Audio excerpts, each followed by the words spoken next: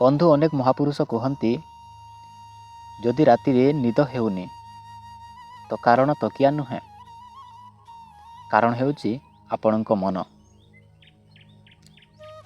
ଗୋଟିଏ ଲୋକ ଦିନେ ବୁଦ୍ଧଙ୍କୁ ଆସି ପଚାରିଲା, ଭଗବାନ, ମୁଁ ରାତିରେ ଶୋଇପାରୁନି, ଏହାର କାରଣ କ'ଣ? ବୁଦ୍ଧ ଟିକେ ହସିକି କହିଲେ, ଯେତେବେଳେ ତୁମେ ଶୋଇବାକୁ ଯାଉଛ, ଯାହା କରି ସାରିଛ ଏବଂ ଯାହା ଏପର୍ଯ୍ୟନ୍ତ କରିନ, ତାକୁ ମୁଣ୍ଡରେ ମୁଣ୍ଡେଇ କାହିଁକି ଶୋଉଛ?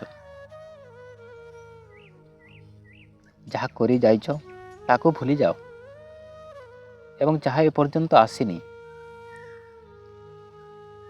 ତା ପାଇଁ ବି ଚିନ୍ତା କରନି।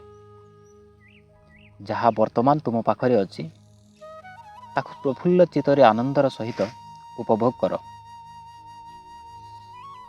ତେଣୁ ତୁମ ମନକୁ ଭବିଷ୍ୟତ ଆଉ ଅତୀତରୁ କାଢ଼ି ଦିଅ। ବର୍ତ୍ତମାନରେ ସ୍ଥିର ରଖ।